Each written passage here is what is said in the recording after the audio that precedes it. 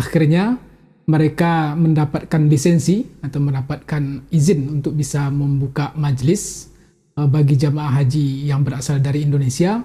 Maka dilaksanakanlah rencana yang mereka agendakan tersebut.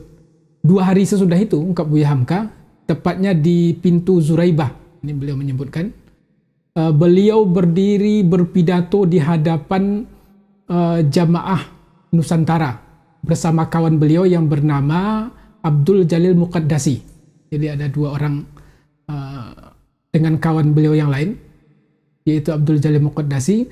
Beliau sudah mendapatkan tempat untuk berpidato, untuk menyampaikan rencana-rencana tersebut kepada jamaah haji yang berasal di Nusantara.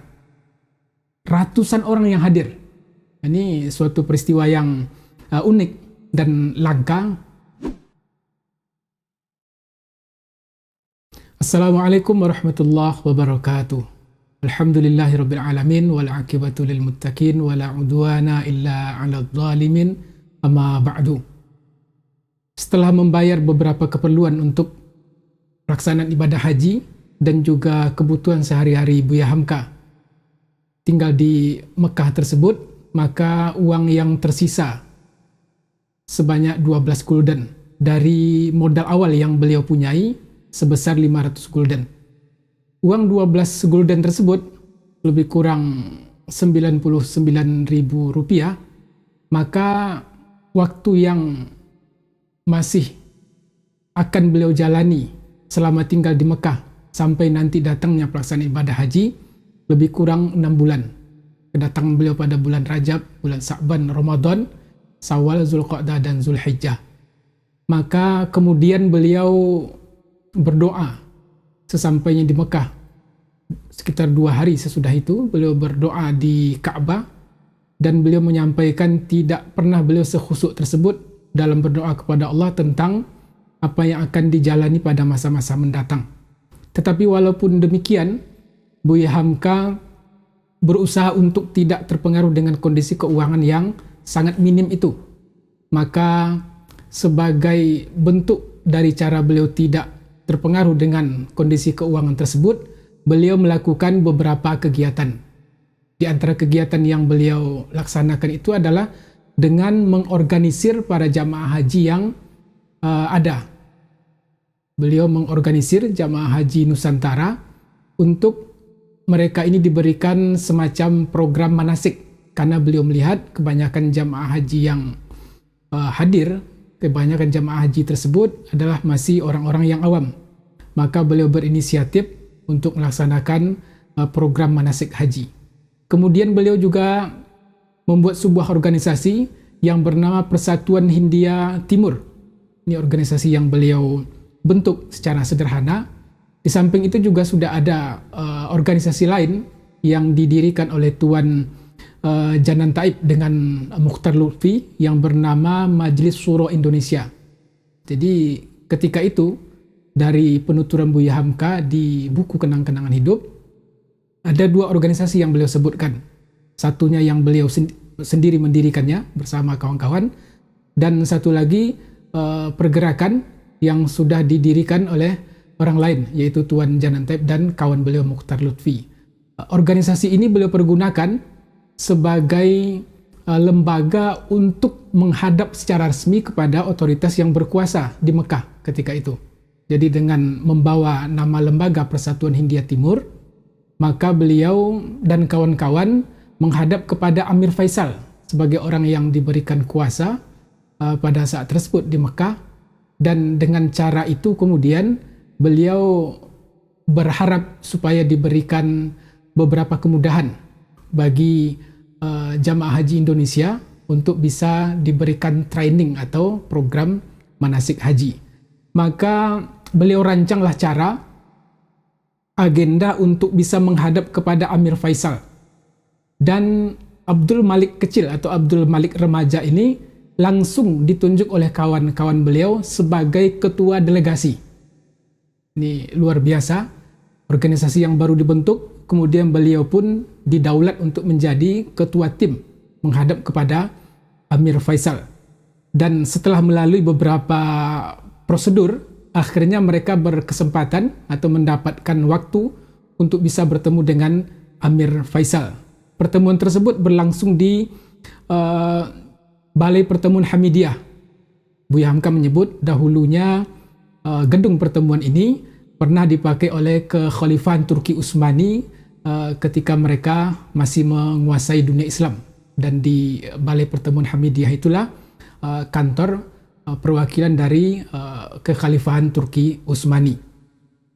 Setelah mereka sampai di balai pertemuan tersebut dan mendapatkan waktu untuk bisa menghadap kepada Amir Faisal, betapa terkejutnya beliau. Dalam buku Kenang-kenangan Hidup yang kami kutip ini, Buya Hamka sampai mengungkapkan kalimat astagfirullah. Jadi beliau membatin karena saking terkejut dan terharunya bahwa mereka mendapatkan kesempatan untuk bertemu dengan Amir Faisal. Kemudian yang lebih mengagetkan beliau adalah betapa penghormatan yang diberikan kepada rombongan beliau tersebut dengan penuh penghormatan yang sangat luar biasa. Para tamu undangan lain dan juga Amir Faisal itu ikut memberikan sambutan yang tidak beliau bayangkan sebelumnya. Jadi ini sebuah rencana yang beliau agendakan dengan kawan-kawannya tadi, tetapi rencana yang sepertinya sederhana, namun kemudian mendapat sambutan yang luar biasa. Akhirnya Abdul Malik remaja ini atau Abdul Malik kecil ini beliau didudukkan di samping Amir Faisal. Jadi betapa keadaan yang beliau sangat kaget dengan kondisi penyambutan tersebut, dan juga sesudah itu beliau dipersilakan duduk di samping Amir Faisal. Maka terjadi dialog basa-basi biasa, bertanya bagaimana kabar, kemudian apa maksud kedatangan. Setelah sampai pada inti persoalan yang ditanyakan oleh Amir Faisal, maka Buya Hamka menyampaikan keinginan mereka untuk memberikan pengajaran agama Islam atau manasik haji bagi jamaah Nusantara di Masjidil Haram. Kemudian Amir Faisal bertanya kepada Buya Hamka, kalau demikian siapa nanti akan mengajar? Maka Buya Hamka menjawab, salah satunya adalah saya. Akhirnya Amir Faisal memberikan arahan, yaitu ini kami kutipkan dari dialog tersebut. Saya senang sekali, ungkap Amir Faisal, tuan-tuan pemuka Indonesia telah sudi datang kemari. Tetapi urusan mengajar agama di Masjidil Haram lebih baik tuan bicarakan dengan imam besar Masjidil Haram, yaitu Tuan Syekh Abu Samah. Beliaulah yang diberi wewenang untuk urusan membuka majlis di Masjidil Haram. Mendapatkan jawaban yang demikian menggembirakan, sungguh luar biasa suasana batin yang dirasakan oleh Buya Hamka dan kawan-kawan beliau itu.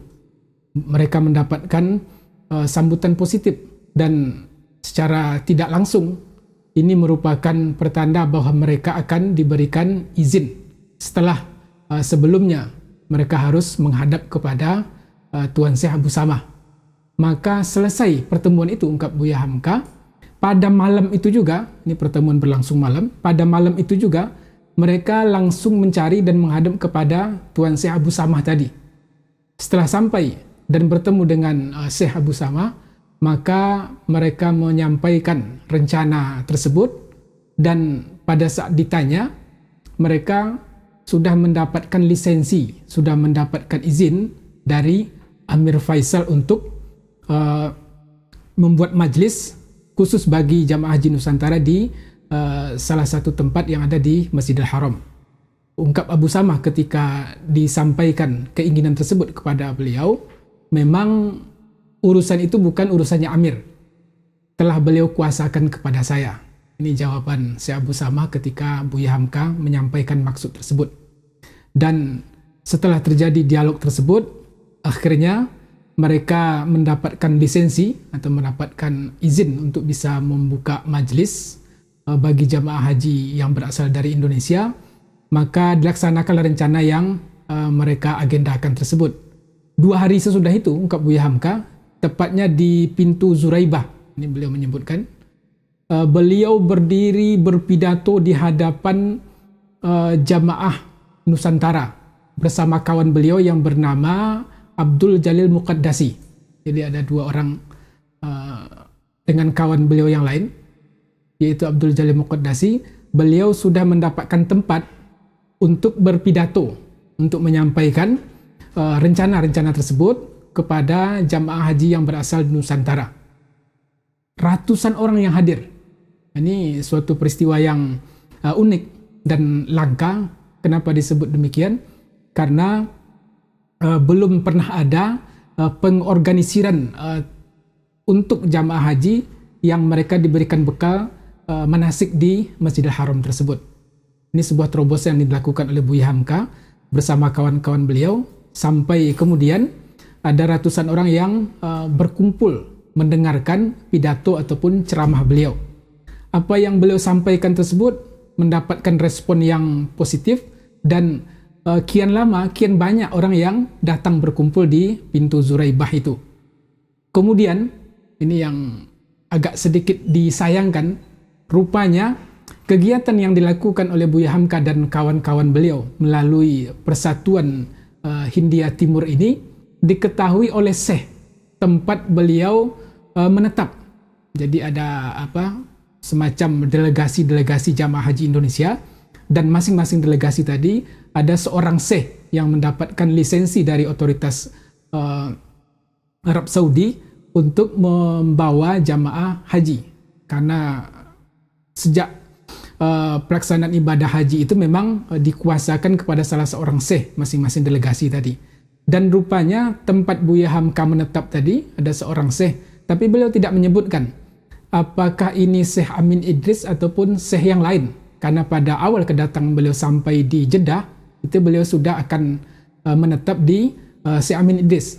Dalam buku Kenang-Kenangan Hidup ini beliau hanya menyebut tiba-tiba Syekh jamaahnya memanggilnya.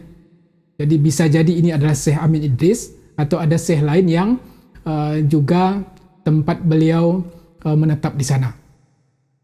Setelah beliau dipanggil oleh Syekh tersebut, kemudian Syekh itu memarahi dengan kata-kata yang kasar, bahwa apa yang dilakukan oleh Buya Hamka dan kawan-kawan itu telah sampai kepada Syekh yang memanggil beliau tersebut.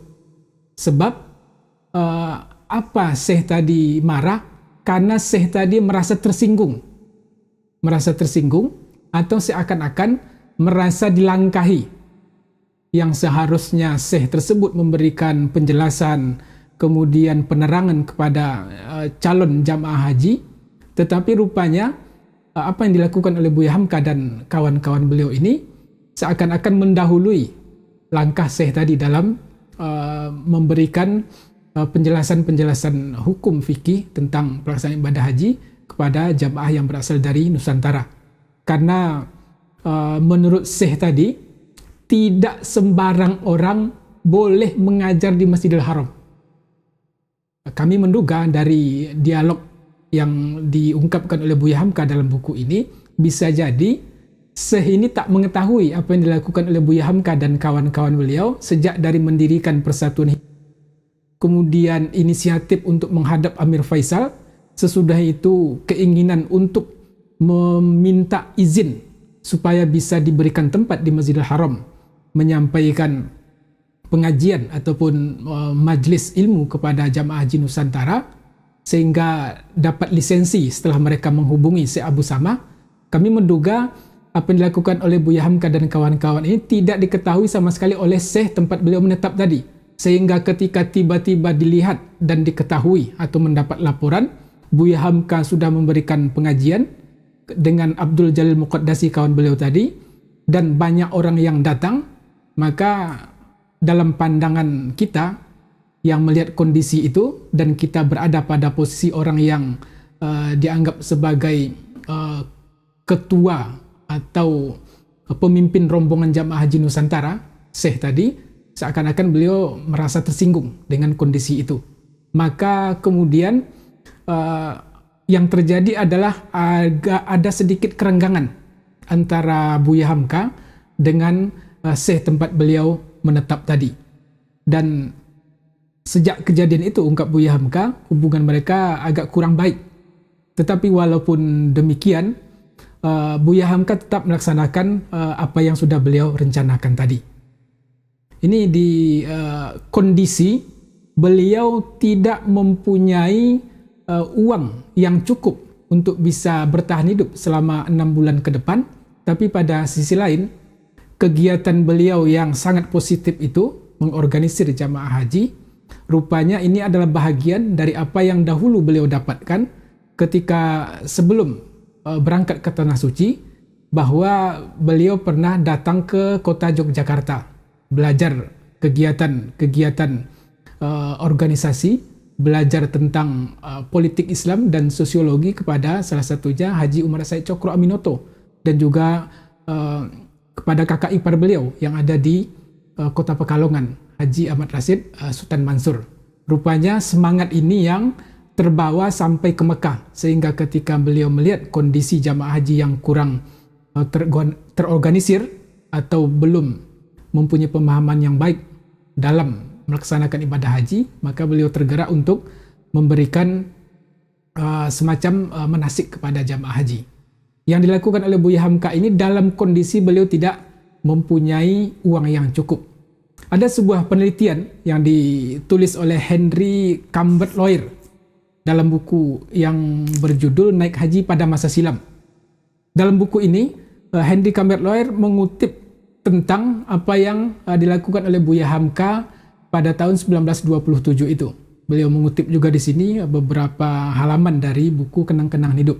Tetapi di awal pengantar buku yang menceritakan kondisi Buya Hamka selama melaksanakan ibadah haji itu, yang bersumber kepada buku Kenang-Kenangan Hidup, Henry Cambert Lawyer memberikan beberapa penjelasan tentang jiwa kemudian semangat yang luar biasa pada diri seorang Abdul Malik remaja yang dengan kondisi serba terbatas melaksanakan ibadah haji yang dalam bahasa sekarang disebut sebagai haji backpacker. Kami kutipkan di sini pada bagian penduluan yang ditulis oleh Henry Cambert Lawyer. Buya Hamka ini disebutnya sebagai contoh yang unik. Malik, dia belum bernama Hamka pada waktu itu. Jadi Hamka ini muncul setelah beliau pulang dari melaksanakan ibadah haji.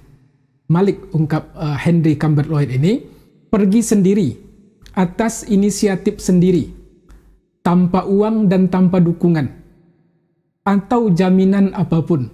Ini betapa luar biasanya pembacaan Henry Cambert Lawyer terhadap kondisi Buya Hamka ketika beliau pergi melaksanakan ibadah haji itu, dengan tujuan untuk memperoleh hormat dari lingkungan keluarga dan teman-temannya. Ini memerlukan tekad dan keberanian, dan ini juga menunjukkan bahwa dorongan untuk melaksanakan perjalanan haji ini bersifat psikologis dan sosial, di samping tentunya aspek keagamaan. Ini kondisi-kondisi di mana Buya Hamka dengan tekad yang kuat dan keberanian serta kesungguhan, akhirnya beliau sampai di kota Mekah walaupun dengan kondisi yang sangat dan serba terbatas. Sampai pada hari raya Idul Fitri, jadi ini sudah masuk pada hari raya Idul Fitri, maka Buya Hamka mendapat informasi bahwasanya Raja Ibnu Saud itu akan mengadakan sebuah resepsi di kota Mekah.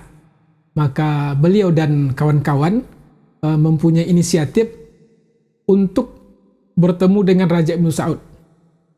Sebelum datangnya Idul Fitri, kondisi sulit yang juga dialami oleh Buya Hamka, ketika bulan Ramadan, beliau mengungkapkan pernah beliau itu hanya berbuka dengan roti kering dan juga makan sahur dengan roti kering.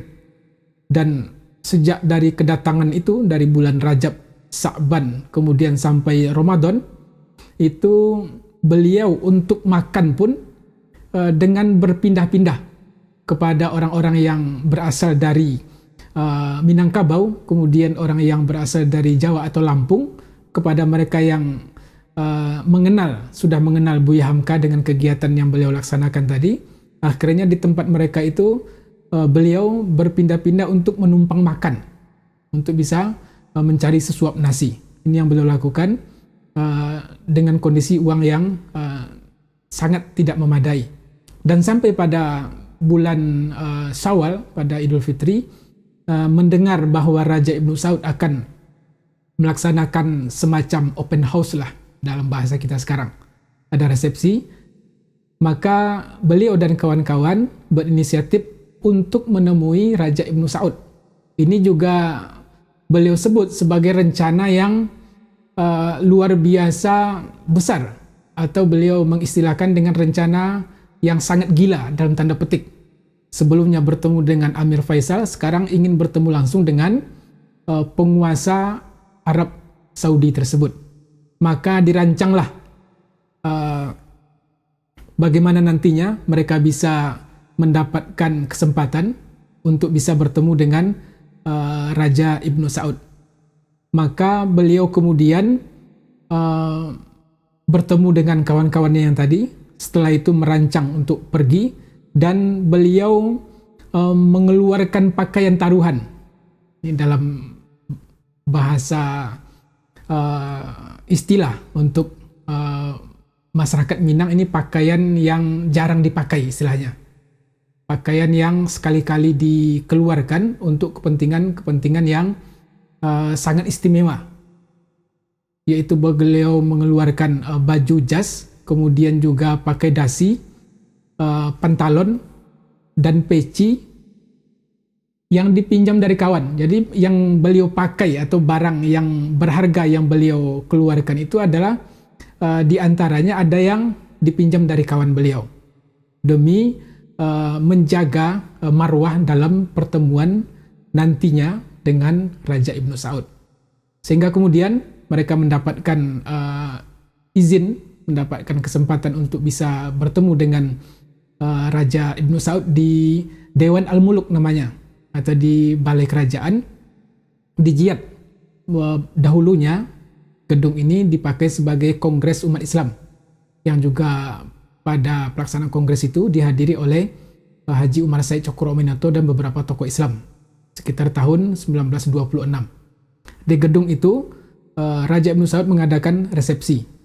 Setelah mereka sampai di gedung tersebut, akhirnya mereka bertemu dengan ajudan Amir Faisal, yang dahulu mereka pernah minta izin kepada Amir Faisal ini. Dan ketika sampai di gedung tersebut, rupanya mereka kembali bertemu dengan ajudan Amir Faisal. Setelah disampaikan maksud kedatangan mereka itu, kemudian ajudan tersebut mempersilahkan mereka untuk masuk ke suatu ruangan. Kemudian ajudan tadi keluar dan masuk kembali dengan seorang pelayan yang membawa minuman, dan mereka dipersilahkan untuk mencicipi hidangan yang dibawa oleh pelayan tadi. Tetapi dari raut wajahnya, ungkap Buya Hamka, ada kesan tidak senang terhadap mereka dari kesan wajah ajudan tersebut. Setelah beberapa saat mereka menunggu di ruangan tersebut, dari kejauhan mereka mendengarkan pidato dari Raja Ibnu Saud. Setelah mendengarkan pidato tersebut, kemudian ada bunyi mobil yang mereka dengar. Setelah itu hening, tiba-tiba menjadi hening, dan seakan-akan tidak terjadi apa-apa.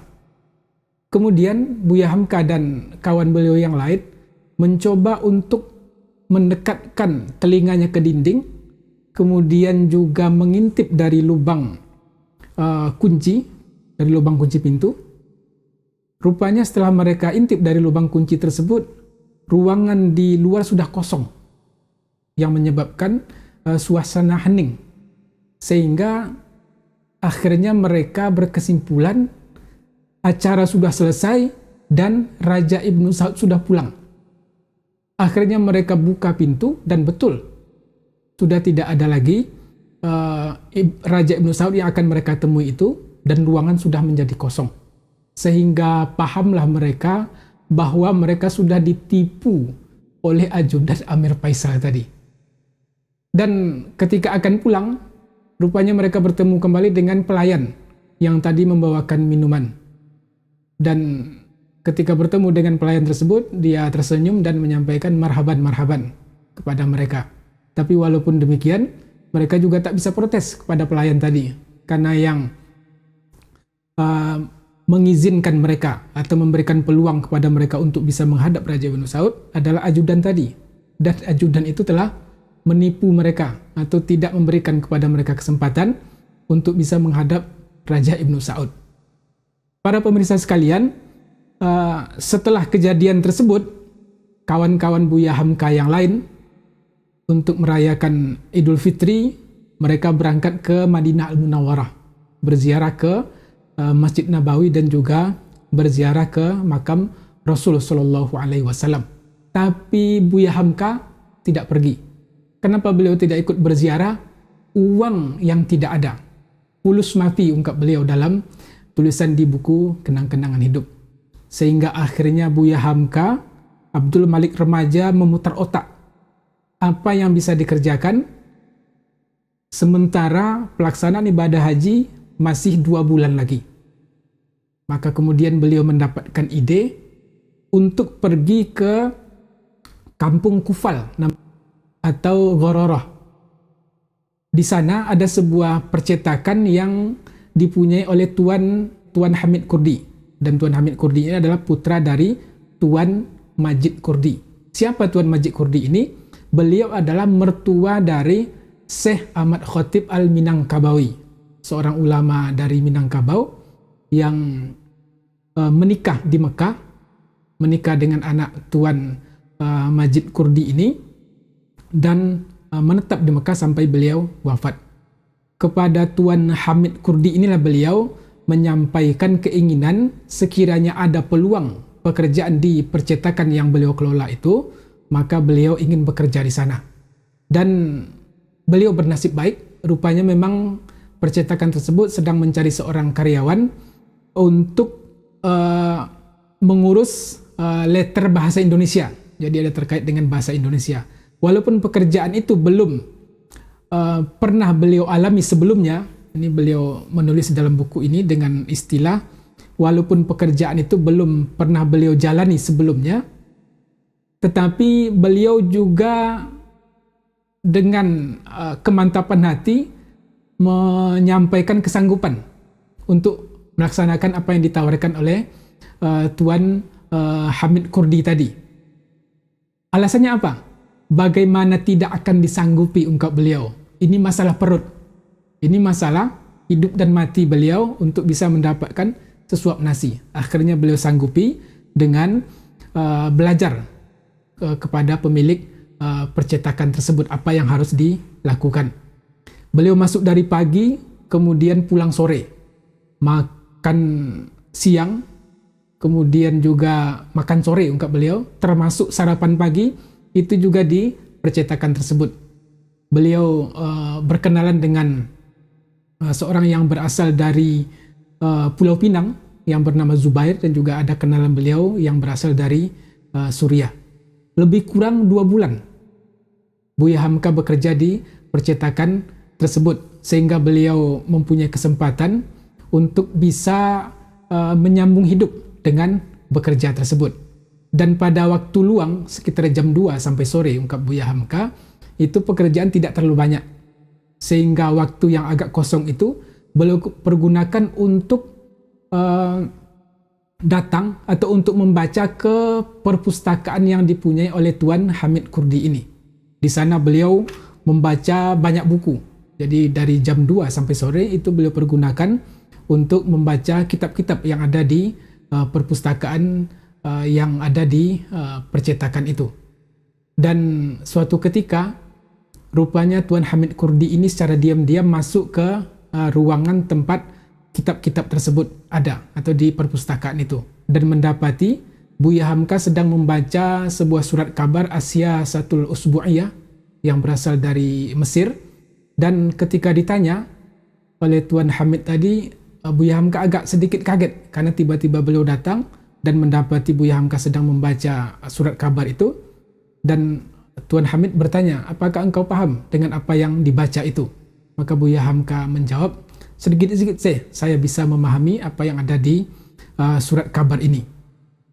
Kemudian meskipun ini Tuan Hamid memberikan semangat kepada beliau, meskipun engkau belum mengerti akan isinya, sebahagian itu beliau bisa memahami. Walaupun ungkap Syekh Hamid tadi, walaupun engkau belum memahami secara utuh apa yang engkau baca ini, maka sungguh-sungguhlah dalam membaca. Insya Allah Allah akan memberikan pemahaman kepadamu dan engkau akan maju. Itulah yang saya harap, Syekh, jawab Buya Hamka setelah Syekh Hamid Kurdi ini memberikan nasihat kepada beliau. Kemudian Syekh Hamid Kurdi penasaran, di mana engkau belajar bahasa Arab? Tanya Syekh selanjutnya. Buya Hamka menjawab, saya belajar dengan ayah saya di kampung.